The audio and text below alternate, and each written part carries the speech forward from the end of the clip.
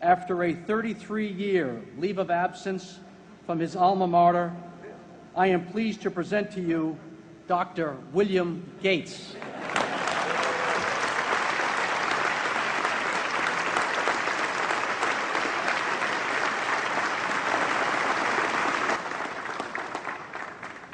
Thank you. President Bach, former President Rudenstein, incoming President Faust, members of the Harvard Corporation and the Board of Overseers, members of the faculty, parents, and especially the graduates. I've been waiting more than 30 years to say this. Dad, I always told you I'd come back and get my degree.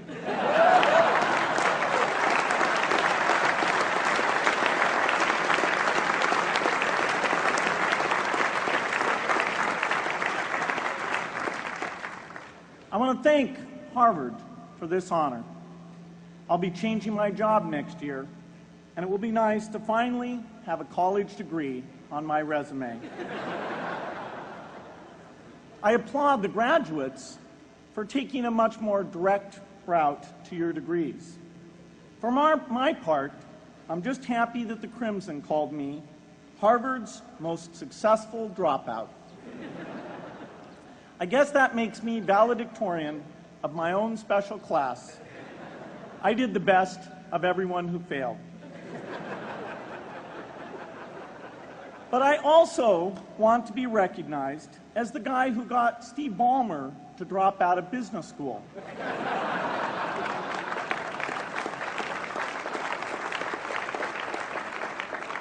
I'm a bad influence. That's why I was invited to speak at your graduation. If I'd spoken at your orientation, fewer of you might be here today. One of my biggest memories of Harvard came in January 1975 when I made a call from Courier House to a company in Albuquerque, New Mexico that had begun making the world's first personal computer. I offered to sell them software. I worried they would realize I was just a student in a dorm and hang up on me. Instead, they said, "We're not quite ready. Come see us in a month," which was a good thing because we hadn't written the software yet. From that moment, I worked day and night on the extra credit project that marked the end of my college education and the beginning of a remarkable journey with Microsoft. What I remember above all about Harvard was being in the midst of so much energy and intelligence.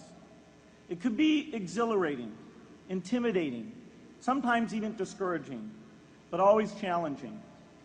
It was an amazing privilege, and though I left early, I was transformed by my years at Harvard, the friendships I made, and the ideas I worked on.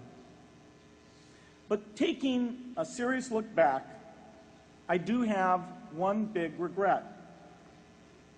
I left Harvard with no real awareness of the awful inequities in the world, the appalling disparities of health and wealth and opportunity that condemn millions of people to lives of despair.